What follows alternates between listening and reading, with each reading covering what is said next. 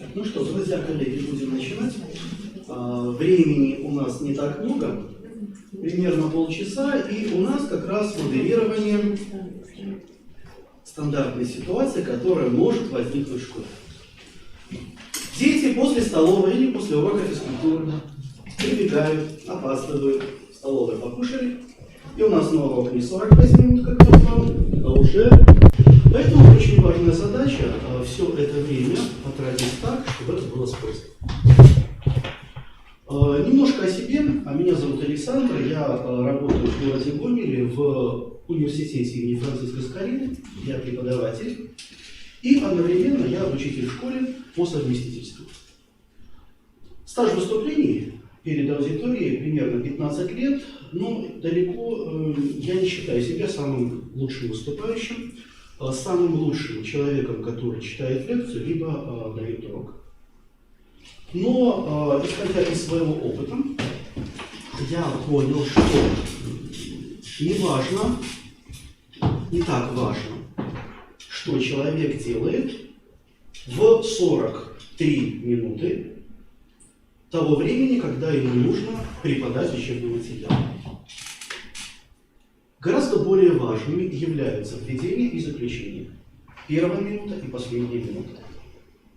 И вот, исходя из какого-то своего опыта, того, что мне могли подсказать коллеги, того, что я где-то прочитал, где-то посмотрел, я попробую дать какие-то советы, если вдруг у учителей, молодых учителей или более опытных, могут возникать какие-то проблемы в самом начале, или дать какие-то свои советы, чтобы самое начало работы с классом, знакомство, первая минута или первые полторы минуты, они были более успешны. Ну, во-первых, с чего я начинаю? Всегда очень четко нужно понимать, где ты проводишь мероприятие. Урок, лекция, класс, актовый зал. И мне всегда намного комфортнее, я говорю лично от себя, посмотреть ту аудиторию, в которой все будет проходить. Например, если бы вот на последнее занятие мне бы поставили актовый зал, я бы очень попросил перенести в такую аудиторию, но так получилось, что поставили здесь. С аудиторией, которая представляет собой стандартный класс, 20, 25, ну, если маленькая группа английского, тем более 10-15 человек, до 30 работать легче всего. Прочитать успешную лекцию, прочитать материал так, чтобы тебя услышали 120 человек, как это было у нас в первый день, крайне сложно. Эта задача почти невозможная, ну разве что реально все 120 человек одновременно тебя будут слушать. И второй момент касательно аудитории. За свои примерно 15-18 лет публичных выступлений в классе, в аудитории, я для себя вывел закономерность. Это лично мое мнение, вы можете в этом поспорить. Мне лично гораздо проще работать и наводить порядок в аудитории более младшей, чем более старшей.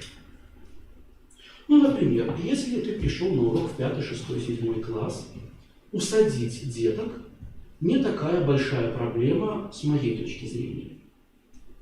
А когда у ребенка подростковый возраст, 8, 9, частично 7 класс, сейчас уже дети в 7 классе становятся подростками, физическое развитие идет, делать это сложнее.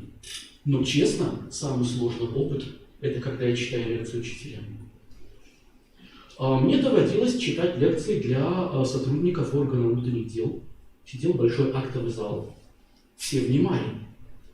Мне доводилось читать лекции для медиков. Врачи в этом плане чуть более самостоятельные люди, поэтому иногда проблемы восприятия в коммуникации возникали. Но самый сложный контингент – это читать лекции учителям. Потому что учеников научить не опаздывать можно. Учеников не пользоваться мобильным телефоном во время твоего занятия можно. Ну, вот мы ходим на занятия, я еще не был ни разу, когда у кого-нибудь из учителей, который слушает лектора не тренькал бы мобильный телефон. И вот это очень важный момент, потому что один из советов, который я буду давать, это если вы вводите какие-то правила, а мы вводим все правила в классе, в котором мы работаем, самому быть образцом соблюдения этих правил. Ну, свой мобильный телефон, он у меня есть, он в беззвучном режиме. Нет уже какие-то пропущенные звонки, какие-то сообщения, разумеется, я все посмотрю, отвечу потом. Все, я его переворачиваю, и если у меня идет урок, пусть звонит ректор, пусть звонит завкафедра, пусть звонит директор школы. Все, нет, потом, звонок. Они быстро отмучатся, вот все руководство, если урок, это урок для тебя самый главный урок. Неважно, открытый, обычный, твой урок для тебя самый важный. Все, поэтому мое занятие для меня, мобильным телефоном, я пользуюсь только на перерывах. Итак, первый совет – оценить ту аудиторию, посмотреть, какой класс. Если вам что-то нужно сделать в этом классе заранее, открыть окошечко, либо принести пару стульчиков, либо проверить технику, разумеется, все это лучше сделать заранее. Но один из самых важных советов, который вот лично для меня, я буду говорить вещи, может быть, спорные, но я буду говорить вещи от себя, это мой опыт. На первых самых занятиях в любой аудитории я стараюсь по минимуму использовать все технические средства. Очень важно, когда к аудитории пришел живой человек, восприятие идет в первую очередь человека, и потом уже специалиста, человека, который пытается настроить проектор по ходу, и у него не получается все. Или человек запускает видео, у него не все получается. И тогда восприятие человека может быть совсем иным. И внимание может быть совсем иным. Поэтому на первых занятиях я стараюсь по минимуму использовать какие-то проекторы, презентации, видео и стараться выстраивать тему так, чтобы техника не была выше человеческого фактора. Очень важным для человека, который входит в аудиторию, входит в класс, это расслабиться, потому что бывает так, что даже опытный учитель, который заходит, вот ему важно провести открытый урок, или выступить на педсовете, или выступить перед важной аудиторией, он начинает бояться. Боязнь может быть по двум причинам. Первая причина в ваших руках, вторая причина не только ваших. Первая причина – это владение материалом. Если вы свободно можете рассказывать материал, занятия, темы, урока, и при этом глазами контролировать весь класс, никуда не подсматривая, либо подсматривая так, что это незаметно, тогда материалом вы владеете. Если вам больше времени нужно тратить на проектор, на презентацию, чем на диалог, значит тогда могут быть какие-то вопросы. Второй момент, тот, который сам человек может не справиться, это самое обычное волнение, которое бывает у всех людей. Более того, первые 2 года, когда я работал, у меня было такое волнение, что я глотал слова, запинался, заикался, и даже иногда бывает сейчас, разговариваю с человеком более высокого уровня, заместитель председателя горосполкома, уже волнение такое, что я тоже могу глотать слова какие-то. Либо тоже запинаться, заикаться, что-то путать, это бывает. Это решается. С моей точки зрения, решается это большим количеством ваших выступлений. Если вам сложно зайти в класс и начать говорить, восприятие учащихся вам интересно, как вас воспримут, вы боитесь, что что-то ученики увидят не так, то для начала просто логически поймите, что они боятся больше вас. Приходит новый учитель. Кто это? Что он будет делать? Какие оценки будет ставить? Хорошие оценки или очень хорошие оценки? Как он себя будет вести? Будет ли ругать? Будет ли кричать? Они боятся больше, чем вы. Очень важно вот эту неуверенность свою, которую, может быть, вы чувствуете, попробовать логически понять, а почему, собственно говоря, я волнуюсь. Ну, либо я опоздал на урок, либо там сидят подростки, про которых рассказывали. Это ж такой сложный класс. Это там 2 на учете стоят. Это же вообще кошмар. Приходит молодой специалист в учительскую, на него сразу информация вываливается. Ой, ты сложный класс пойдешь, ой, ты же. И вот у нас реально, чем меньше человек об этом информации имеет, тем ему работать проще. Важно попробовать побороть свое волнение. Рациональные причины волнения, на самом деле, их очень мало. То есть то, что вы понимаете разумом. Оценка себя, то есть вы можете считать себя не очень хорошим выступающим, не очень хорошим оратором. Это лично ваша оценка. Посмотрите себя на видео со стороны. Пробуйте, что какой-то ваш урок или фрагмент урока запишет на видео. Самое страшное наказание для учителя – это когда твой урок запишут и выложат. Потом смотришь на себя, какая я страшная, как я так говорю. А вы для начала запишите и посмотрите сами, это будет польза. Посмотреть себя со стороны. Себя со стороны вы видите не так часто. Итак, это совет постараться расслабиться, постараться не волноваться в любом классе, потому что даже когда ваш голос дрожит, это заметно. Ваше волнение имеет рациональный минус в чем? В том, что когда вы волнуетесь и переживаете, любая мелочь, которая не влияет, точнее говоря, не должна оказывать серьезного влияния, она может выбить человека, сбить его с толку. Расскажу свой пример. Когда-то еще история преподавалась в 4 классах, потом был год перехода, с 4 стали 6. И вот мне, молодому специалисту, дали параллель 4 классов. 4А, 4Б, 4В, 4Г и 4Д и 4Е, которые все называли ЙО. Ну, ученики соответствующего подбора. Это сложно. И вот 4Д класс. Мы проводим первую письменную работу. Я должен объяснить ученикам, что им делать. Мы заранее, 2 параграфа почитали. Я объяснил, что я буду спрашивать, какие могут быть вопросы, как на них отвечать. 1 минута, классный руководитель, срочно после уроков собраться. 2, заходит дежурный, сколько человек питается в столовой. 3, заходит в зал, что-то нужно. Я волнуюсь, я не выдерживаю, и я начинаю срываться. Волнение. И я представляю, это довольно стандартная ситуация, когда в класс, вот вы волнуетесь, да, кто-то заходит. Что-то ему нужно. Директору нужно, завучу нужно, классному руководителю нужно, техничке что-то нужно. А до скольки вы сегодня? И вот если вы волнуетесь, вас любая мелочь может вывести из себя. И это повлияет на аудиторию и на работу в вашем классе. Еще один совет, наверное, 4 по счету, это постараться со всеми учениками наладить контакт. Когда вы что-то говорите. Очень важно, чтобы вас слушали активно.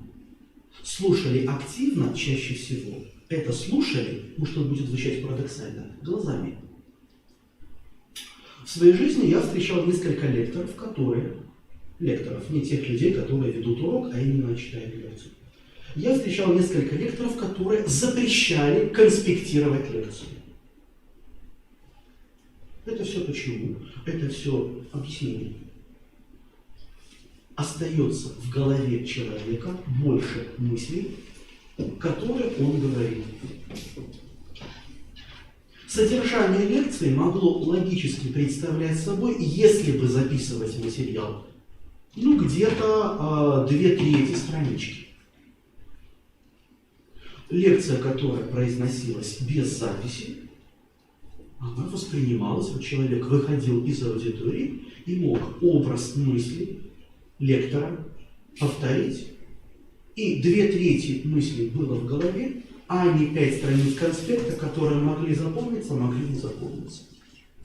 Зрительный контакт очень важен. Когда человек глазами на тебя смотрит, и ты это видишь, когда ты говоришь и наблюдаешь обратную реакцию, вести урок становится проще. На тебя смотрят не в телефон, не на соседа. Когда у тебя зрительный контакт, тогда, соответственно, отвлечений на посторонние темы будет меньше. Ораторы иногда советуют смотреть на кого-то одного. Нашел человека в центре. И вот как будто урок рассказываешь ему. Но тогда это будет в аудитории работать, где взрослые находятся.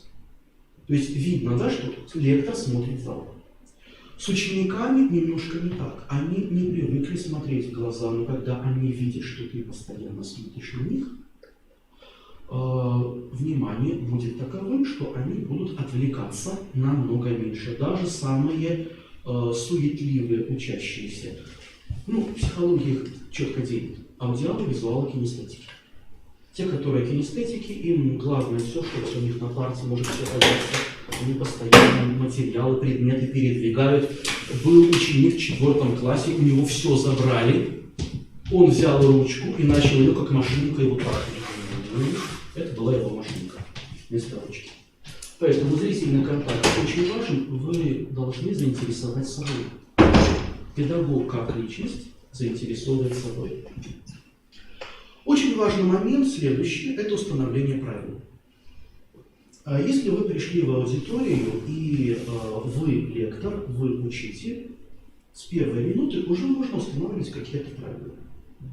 Напомнить про мобильные телефоны, если вдруг это старшие классы и сложно со старшеклассниками. Это мы 5, 6 класс, 7 можем научить, чтобы они его отключили и спрятали. Со старшими классами это может не сработать. Это может не сработать и со студентами. Я уже молчу про взрослых педагогов. Это вообще невыполнимая задача. Сделать так, чтобы учителя перестали пользоваться телефоном. Реально, мы люди занятые. Много кто, много что у нас может быть с помощью телефона привязано. Поэтому в установлении правил, мое мнение здесь таково. Правила вы можете устанавливать такие, какие вам удобны.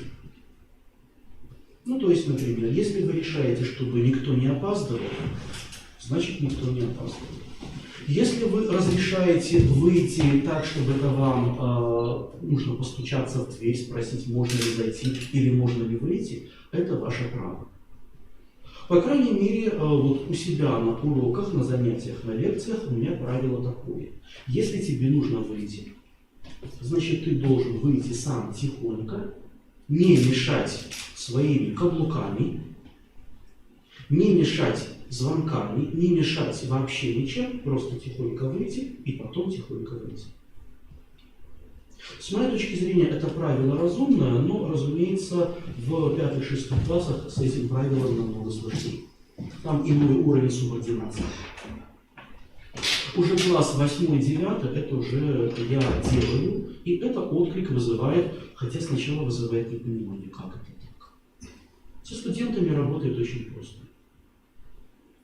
Поэтому правила гораздо проще применить, когда их не так много. Было в моей практике несколько учителей, которые за первую минуту вываливают ученикам целый кодекс правил. Первое дело, это можно делать, это нельзя делать. За это будет это наказание, за это будет это наказание.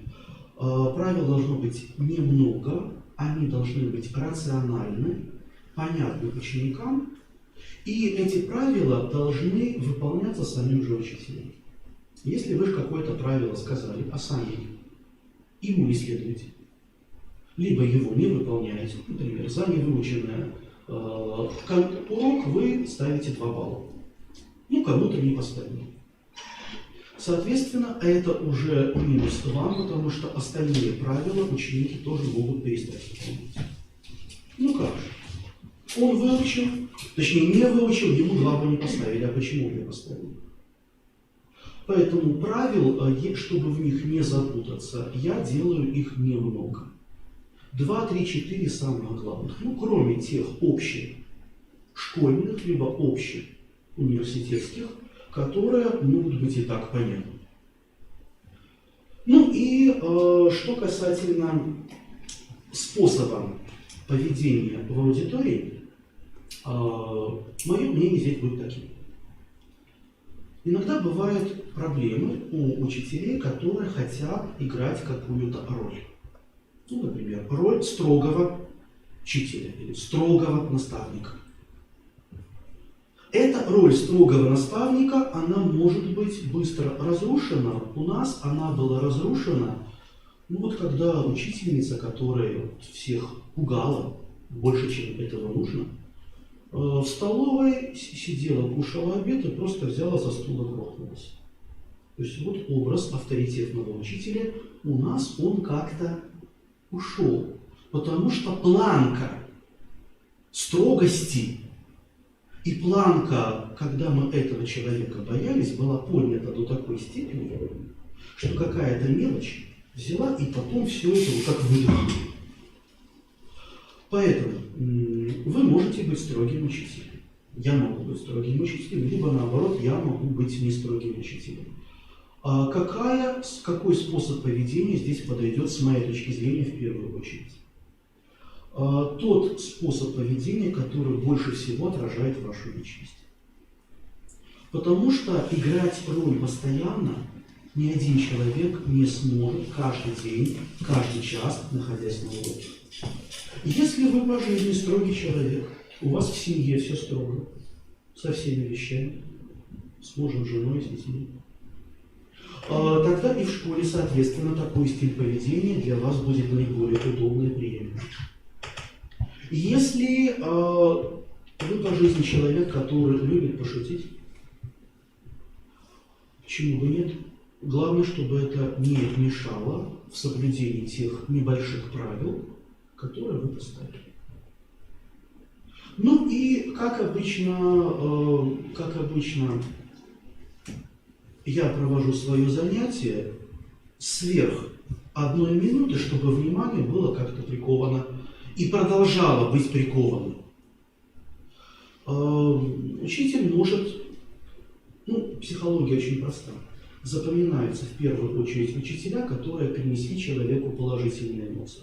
Мы вспоминаем через 20 лет тех, кто нам понравился.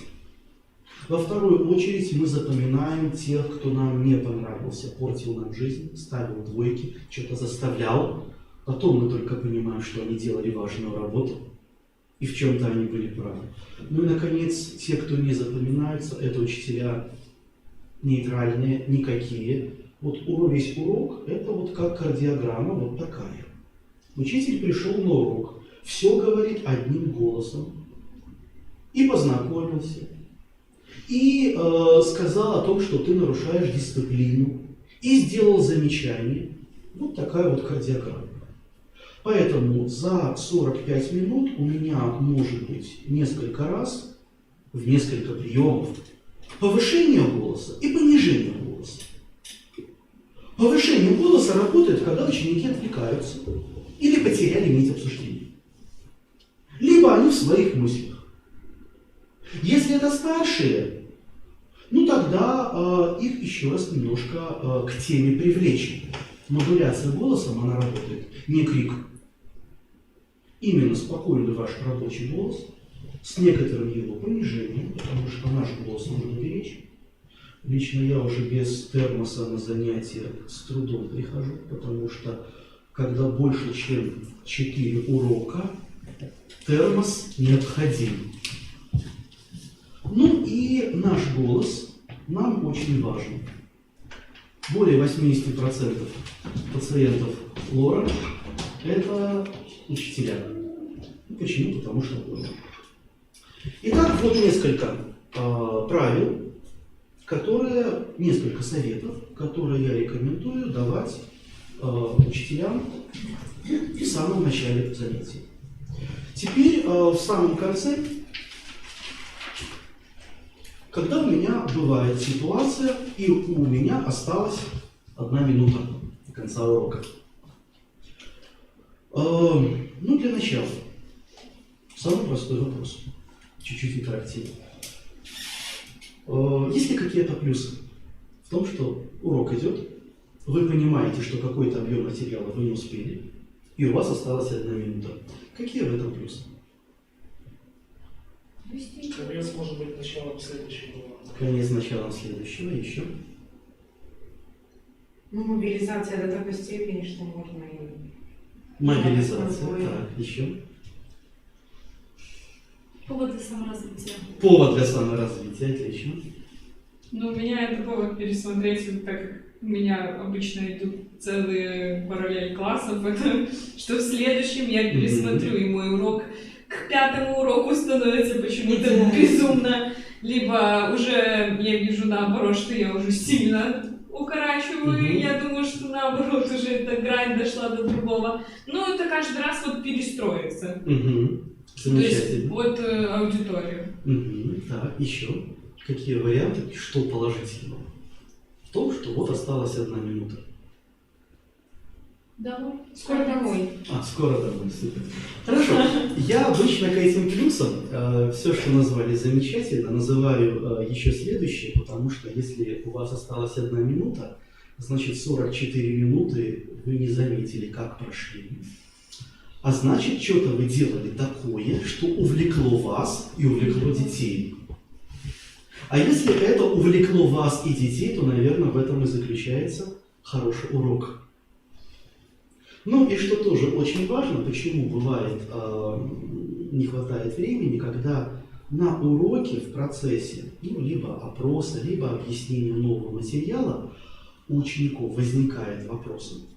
Они вам их задали, вы на них ответили. Вы не можете прописать заранее, сколько вопросов вам зададут, какие это будут вопросы. Если задаются вопросы, это классно. Вопросы задают ученики своим языком. Вам нужно немножко опуститься, чтобы этот уровень объяснить им на их языке. Ну, либо у вас возникает какая-то на уроке дискуссия, что тоже очень важно. Как делаю я, если у меня осталась 1 минута? Ну, во-первых, когда у тебя осталась 1 минута на уроке, никогда я не делаю, как делал это первые 2-3 года работы учителем. Учитель, который, вот у него осталась 1 минута, как он часто делает?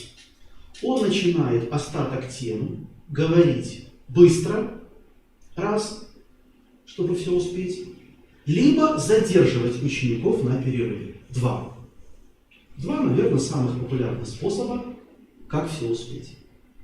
При этом минусы такого подхода, они очевидны. Ученики хотят домой, ученики хотят на перерыв, им нужно в столовую, им нужно переодеваться на физкультуру.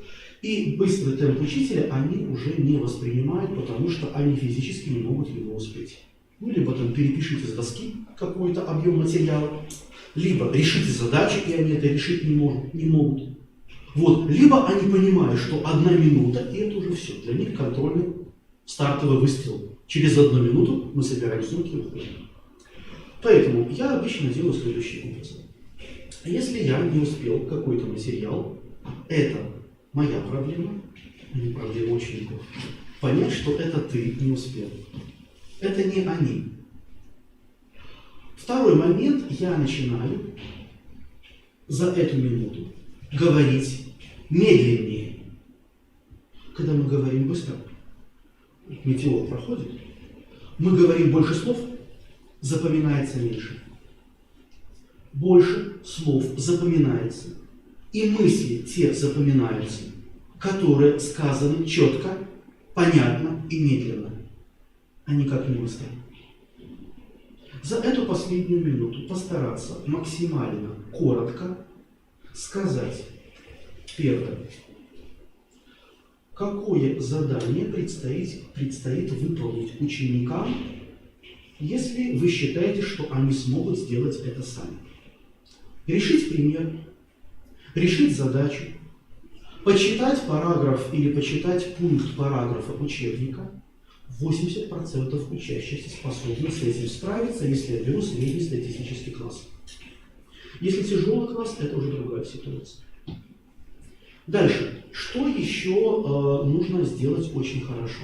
Я начал делать это теперь в начале занятия, потому что за минуту это сложно. проговорить четко домашнее задание. Начало, либо подходящий момент в середине урока. Иногда, чтобы подключить учеников к работе, вдруг они вот как-то резко ушли с темы, либо какой-то пример, либо какая-то шутка, сказанная каким-то учеником, взбодрила, но отвлекла. Можно по ходу вернуть мысль о домашнем задании и четко им рассказать. Поэтому, если я этого вначале не сделал, очень четко сказать, что им нужно сделать самим в плане домашнего задания. Третье, обязательно объявить, я объявляю об этом, что если вдруг вам непонятно, все равно, вот есть такие, вы не успели, нам непонятно. Следующий урок, мы не подготовились, вы нам не дообъясняли. Давайте дообъясняйте сейчас. Есть такие ученики. И взрослые такие есть, такие вот въедливые. Я всегда объявляю, если мы не успеваем, ну это как одно из правил, ваше право подойти ко мне на перерыве, не обязанность, не я вас оставляю, не я заставляю вас остаться, а ваше право подойти ко мне на любом перерыве, и я вам, если я не веду учеников в столовую, если там ничего, каких-то вот дел нету, я вам расскажу и расскажу. То есть на перерывах, либо после уроков я стараюсь после занятий выделять время, чтобы желающие могли подойти. И это не они могут не подойти вообще. 98% не подойдет. В определенных классах и школах 100% не подойдет. Но вы снимаете с себя ответственность о том, что вы не объяснили это на уроке. Приди на перерыве, приди после уроков. Ты же хочешь, чтобы я тебе объяснил. Ну и, наконец, момент, когда тема действительно сложная и важная. Просто закрыть логический блок четким выводом и, раз не получилось у нас, оставить это на следующий урок. Спасибо. 13:41. Я 1 минуту вашу лишнюю взял. У меня все. Спасибо. Если есть вопросы, можете задавать.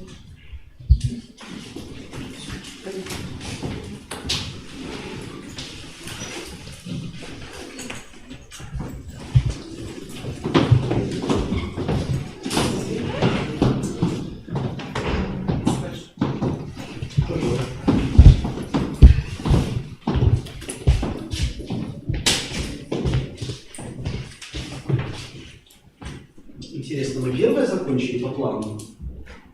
Наверное. Нет, я реально, моя задача была успеть в 13:40, моя вина, я не уложился, 13:41.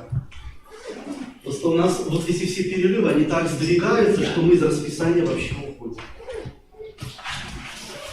Приятно слышать, что то, что ты делаешь, все-таки это тоже другие пользуются. Особенно то, что касается домашнего задания. Когда я стала понимать, что у меня не хватает времени в конце, и на перемене это уже никакого ноль понимания, я стала давать именно, так у меня информатика, да, предмет, то мне очень удобно. То есть до начала практической части, так как теория мне больше не нужна, и я больше не пользуюсь учебником, то вот оставить это все позади. Задала домашнее задание, все, если будут вопросы, подойдут именно на перемене. А вот, ну, как бы, что вот эта вот фишка с домашним, она работает. Да? И тогда они действительно выполняют домашнее задание. Так было все время, что там... Мы смотрели оправдание начинаем. Да, что, а вы не задали, а это, я говорю, нет, мы разобрали именно дома. Мы не успели записать, потому А что то, что перерыв. как бы можно просить детей не пользоваться учебником, чтобы это не отвлекало их внимание от меня, от речи и так далее. Если вы им объясните, почему нельзя, Ну, то есть просто... они потом привыкают к этому, то есть есть уже те, которые там, ну, не начинают искать. Смотрите, есть дети визуалы, им проще читать. Есть аудиалы, те, которые больше... Нет, но хватает внешних материалов таких, то есть для меня учебник это как дополнительное. Есть четко, что я хочу показать и отдать, и то есть, ну, как бы выжимка из того, что есть. Именно я это показываю визуально. Тогда То есть просто... для этого, да. Но учебник для меня как дополнительное для того, что там не писать понятия, а сами посмотрите, вот оно уже будет. Простой способ. Вы концентрируете их внимание. Самая простая фраза. Посмотрите, пожалуйста, сюда. Или посмотрите, пожалуйста, на доску. Или посмотрите, пожалуйста, на меня. У вас же подгруппа, не целый класс. Да, подгруппа. Это проще. Да. То есть, если вы реально рассказываете так, что это материал им понятный, доступный, они уже на вашу простую фразу будут реагировать. Запрещать не нужно. Есть те, кто могут одновременно и книжку читать. Да, и или послушать. книжку читать, да, ну как бы. Просто Нет, я не запрет- запрещаю, а именно вот тот момент, когда вот эта вот минута, когда ты хочешь привлечь внимание, он начинает эту книжку калашматить. Значит, вы плохо привлекаете. Голосом надо. Подпрыгнуть где. Классы абсолютно разные. То есть где-то нужно, где-то танцевать нужно. Ну, условно Да. говоря. То есть переместиться, повысить голос, сделать конкретное замечание. Тут нет универсальных Да, ответов. нет, Есть просто да, какой-то набор советов, которые вот я у себя применяю. Спасибо, очень было интересно. Пожалуйста, спасибо на добром слове.